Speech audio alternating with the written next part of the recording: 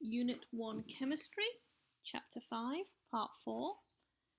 So, as well as working out number of particles, the masses, and converting that between mole, we can also look at a compound and find out things about it.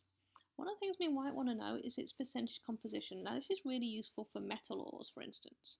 So if I'm going to extract 1,000 kilos of a metal ore, like bauxite, I want to know, well, how much of that mass is actually going to be the iron that I want, and how much of it is going to be something completely useless that I'm going to have to get rid of.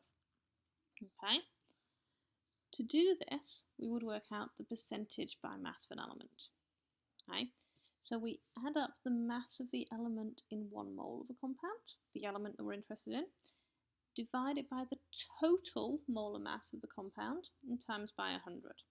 You're going to need a periodic table for this, of course. Okay, so this is another ore that we might want, alumina.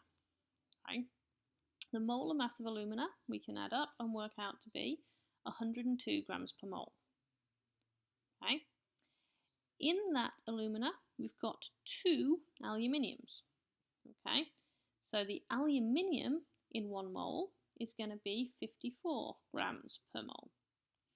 To find its percentage composition, we take that 54, divide by 102, times by 100, and that tells us that the alumina is 52.9% aluminium, and the other 47.1% is oxygen.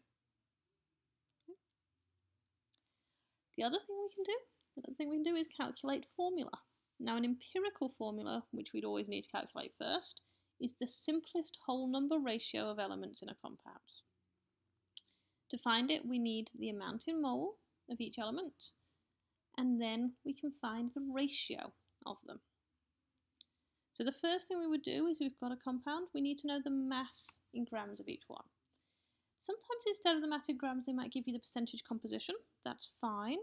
If they give you the percentage composition, you just assume that you had 100 grams of it, and you use the percentage as the mass. So in this example previously, for instance, if I was finding the empirical formula of it, I would just assume that that is 52.9 grams of aluminium, and I would assume that there was 47.1 grams of oxygen, and use those numbers to find the empirical formula. So we start with a mass. We then use that to find the amount in mole of each element, which of course we do by dividing by the molar mass of that element. Just one of that element. Okay, it doesn't matter how many there are in the compound because we don't know that. That's what we're trying to find out. Just the molar mass from the periodic table of that element. You then look at those moles, find the smallest one, and you divide each of the amounts in mole by that smallest one, including itself. So that's going to end up being 1. Okay? And then that gives you the ratio, so you work out what is the simplest whole number ratio.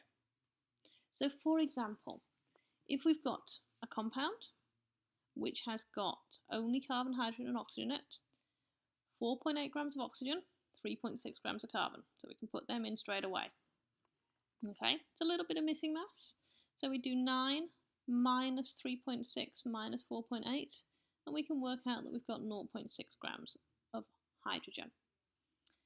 We find the amount in mole, so we take the mass of carbon, divide it by the molar mass of carbon.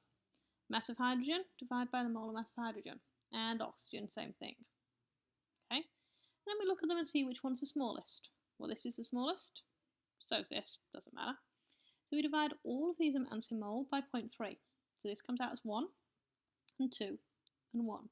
So we know our simplest whole number ratio is 1 to 2 to 1, which means in our formula we've got 1 carbon, 2 hydrogens, and 1 oxygen.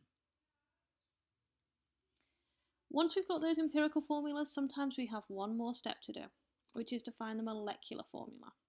So the empirical formula is the simplest ratio. The molecular formula is how many there actually are in a compound. So you might find a compound, for instance, like C4H8. Now obviously the simplest ratio there isn't 4 to 8. The simplest ratio is 1 to 2. So that would be your empirical formula. But actually in the molecule, which is something we'd call butene, there are 4 carbons and 8 hydrogens. So we need to represent that, and that's why we have the molecular formulas as well. Okay?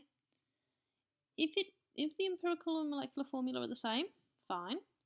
If they're different, then it is a whole number multiple of the empirical formula.